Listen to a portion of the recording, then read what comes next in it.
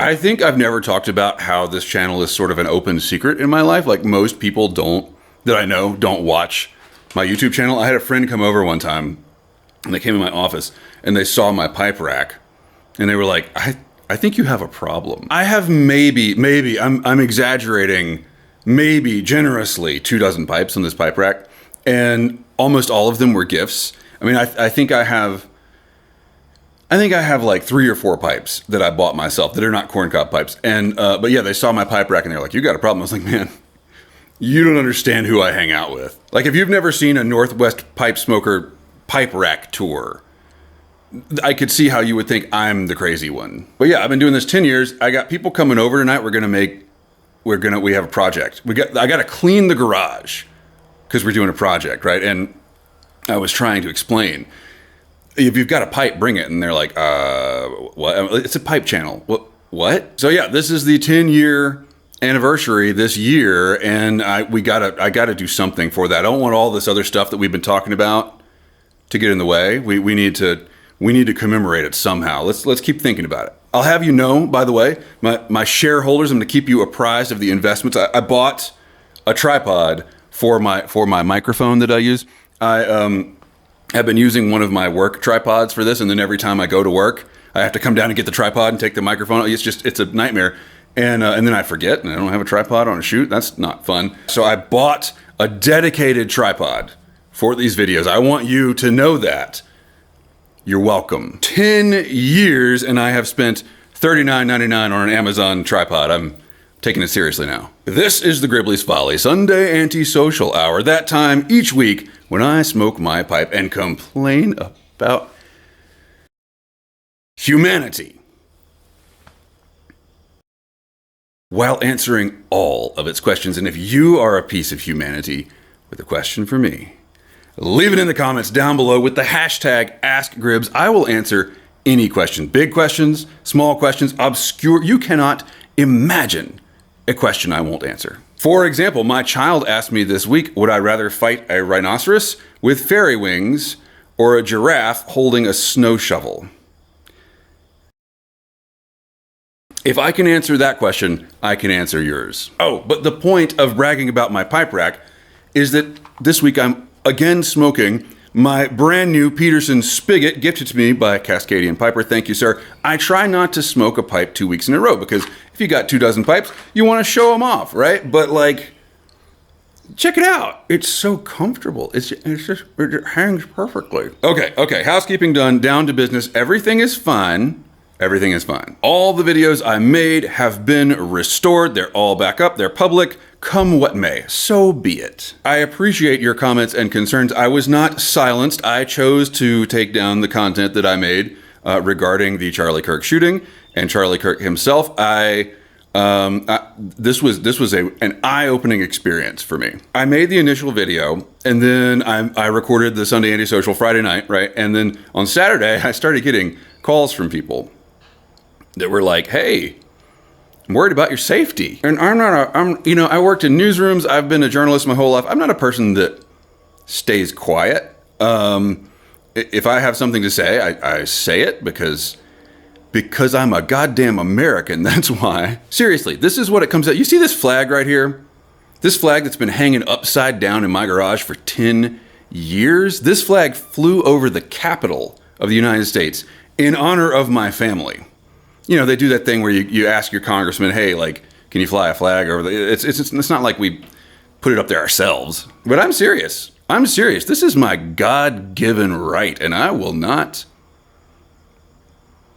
Well, will I? Because as things progress, we're all going to get to a point where we have to ask these questions, right? You would never go to Peter Frank and say, hey, Jewish guy whose entire family is going to be murdered by the Nazis, you should really speak your mind. Have you thought of like making a big sign that says Hitler's only got one ball and like holding it on the street? Have you thought of doing that? And that's over dramatizing a little bit, I think. But at the same time, look at where we are right now and then go back in time 2 weeks and ask yourself, can you imagine being in this place? Everything changed overnight, and we have to deal with that. So my stubbornness, initially people were like, hey, you need to be careful. You're going to get shot by some crazy redneck. I dismissed all this until I got enough people in my life that I care about being like, hey, please be careful. And at that point, it was like, we're just gonna take a pause for a second because I care about these people in my life and they're worried about me, and that's why.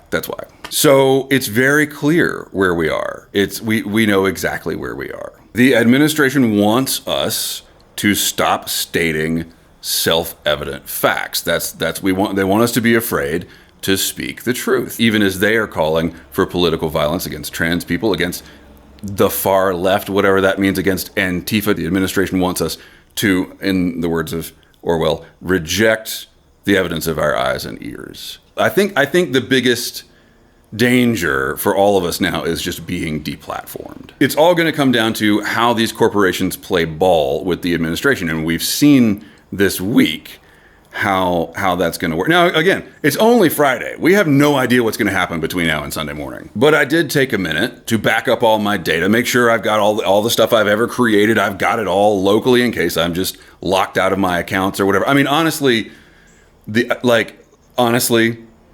first thought I had was, man, if YouTube shuts my channel down, like, God, what a relief. I love it, but it's a lot of work, man. It is. I put and if you're going to report me and deplatform me, go ahead and do it now so I can return the tripod. I had some folks say that I made my initial video about empathy because I was trying to go viral again after the Helene video. Clearly you have not watched this channel from its inception. Have I ever asked anyone to like and subscribe has that phrase ever unironically come out of my mouth? I self-sabotage at every juncture, and I'm, after 10 years, making videos still in my garage. Respectfully, I don't think you know what I'm doing here. Can we talk about something else? Apparently not. But we have to, though, right? We can't. It is anti-fascist to enjoy your life and to talk about things that you have fun doing. Let's talk about pipes or video games, whatever. Leave me silly Ask Gribs questions. Let's, next episode, we don't talk about this stuff at all. I am cursing us all. By saying that, something is definitely going to happen. But that's an intention. Should the world not follow?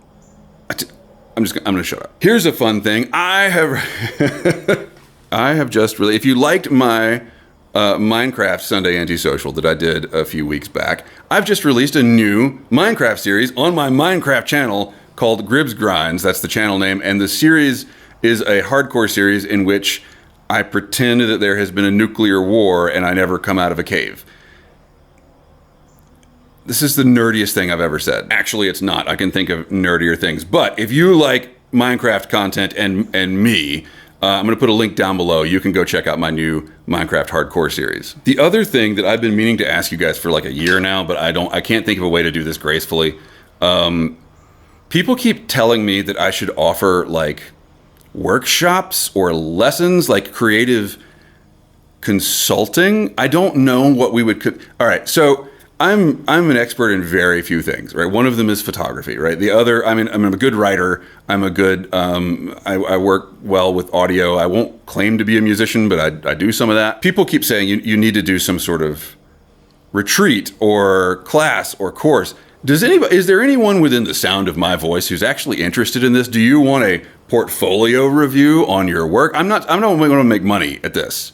Could I be helpful? Should we hop on a Zoom call and someone show me 5 photos on a Zoom call and I'll be like, yeah, I think this is good. I think this is bad. Whatever. Is there anyone that would be interested in this? Okay, there I said it. I put it out into the universe and I will let y'all respond. I've resisted this for so long because I hate marketing myself. And though I have taught photography at the college level, blah, blah, blah, blah, blah. I just, influencers, man, they ruin everything, and I don't want to be one of those people that's like, hey, buy my course and you'll be a famous whatever. But maybe I'm selling myself short. Who knows? All right, next up, oh man, it's guns. Everybody wants to talk about guns. So I got the Helene video. It's still getting more comments per day than I can check off, right? So my strategy here is I heart every comment that's not obviously a rage baiting troll, and that leaves only the longer comments that I have to read, and one day I will be able to read them all. But man, we've been getting so many gun comments. At Kitchen Cook says, AR is not assault rifle. Please use the term AR platform. When did I say that? Do you know who you're talking to? That's the ironic part of like the fall of our country, right? Is like I held to these American originalist principles for so long, and I still do. I still believe in the Second Amendment wholeheartedly. And then people come at me as if I'm some gun-grabbing liberal from, Delaware. And is Delaware the word? New Jersey. They're the ones that you can't even have like hollow points, right? They come as if I'm some commie from Connecticutistan and I want to ban guns. Y'all, all I said was guns are not the end all and be all of prepping. So I just want to know, if it's not an assault rifle, why is it called AR?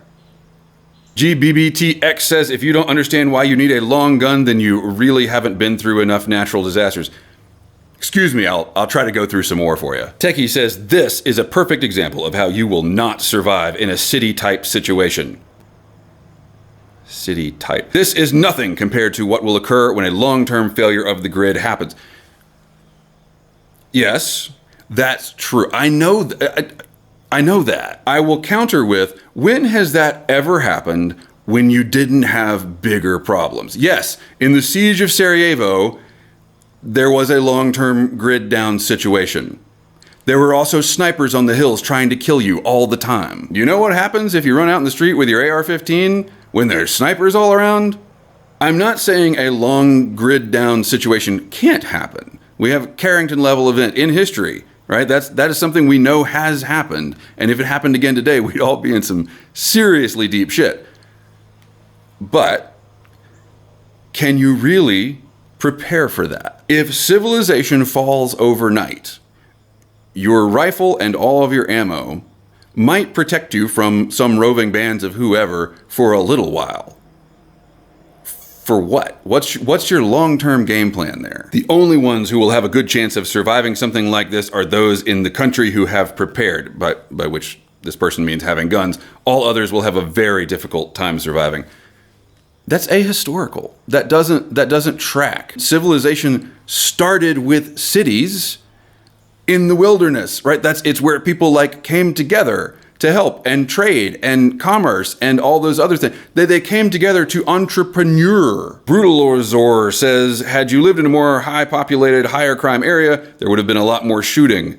Your location and surrounding population is not comparable to as if this happened in Atlanta. Okay, but in fairness, if a huge disaster hit Atlanta, would we even know? Have you ever been to Atlanta? It's a black hole. Even the ham radio guys wouldn't be able to communicate because the radio waves would get stuck in the traffic. Just like in Katrina, when police were confiscating weapons and armed National Guard and police were staged everywhere to stop people from mass home invasions and keep people from shooting each other. 1,800 people died in Katrina. How many of those were caused by crime? We'll probably never know. Actually, we do know.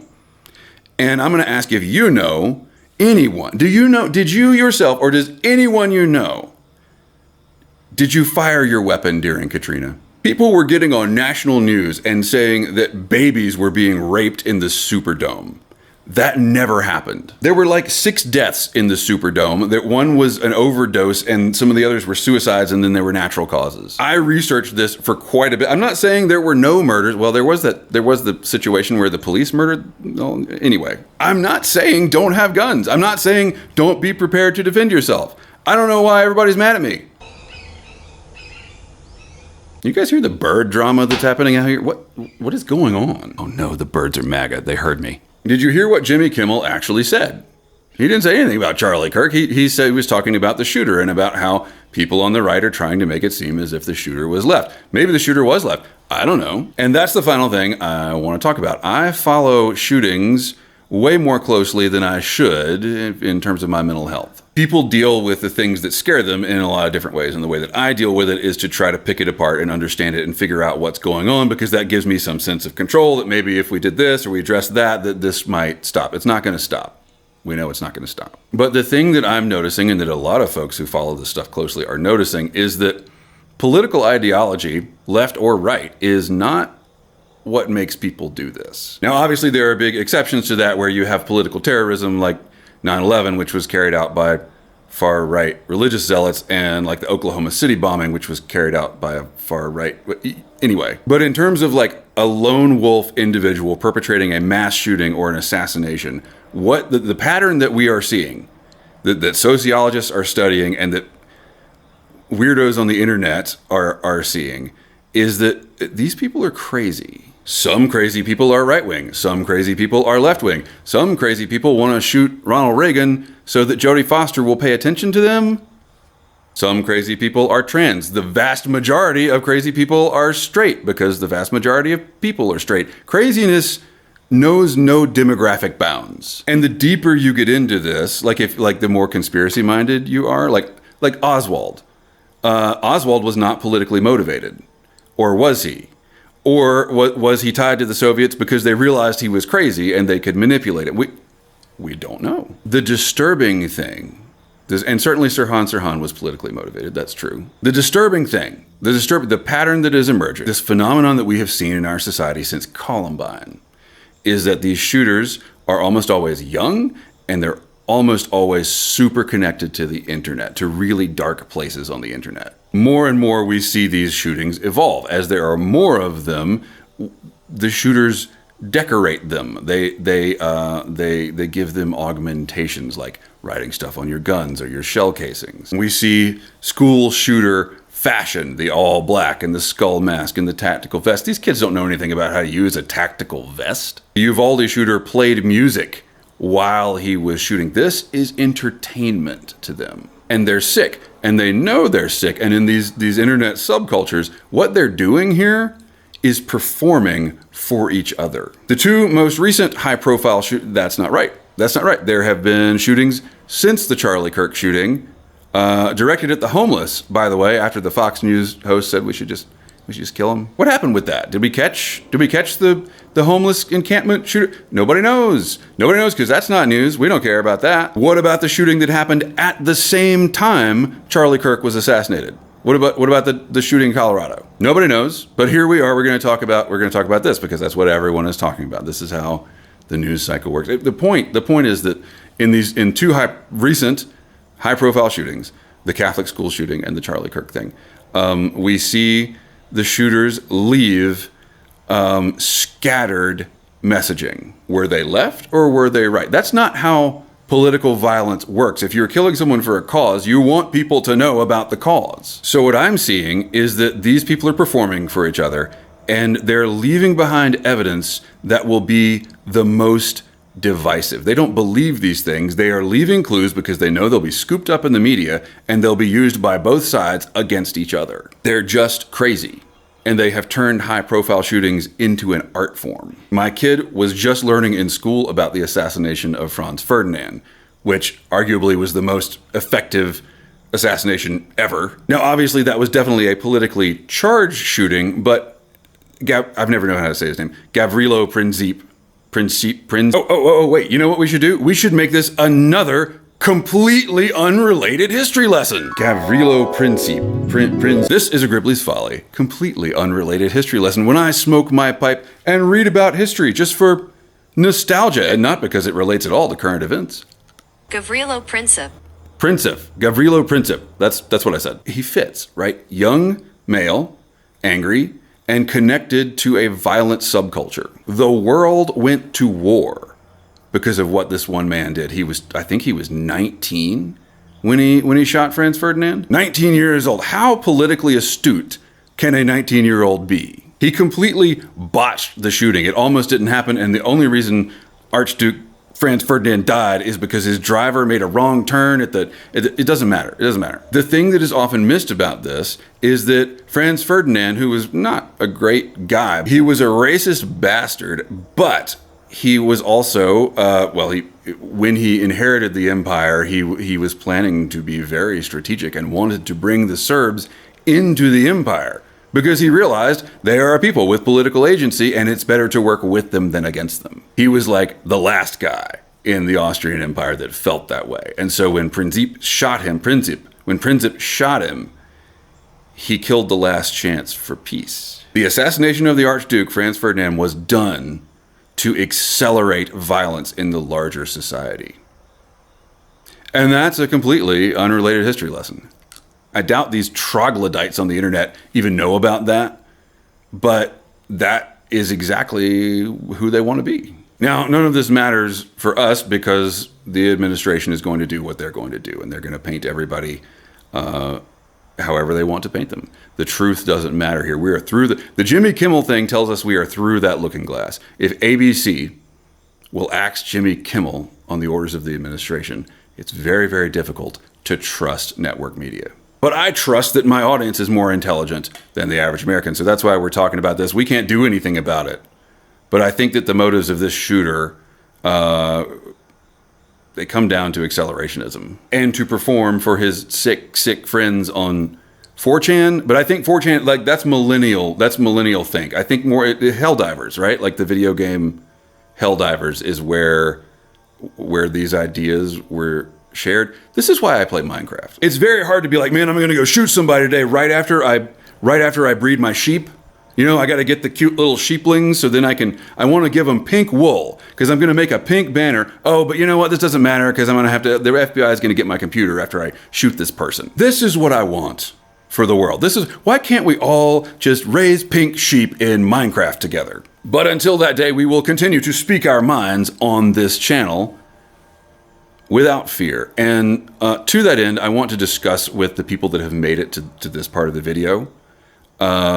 Let's talk. Because at some point, I am anticipating this is going to be hard to keep up, right? And so I'm coming up with ways in my head. First off, I want to start a mailing list. I mean, I have a mailing list.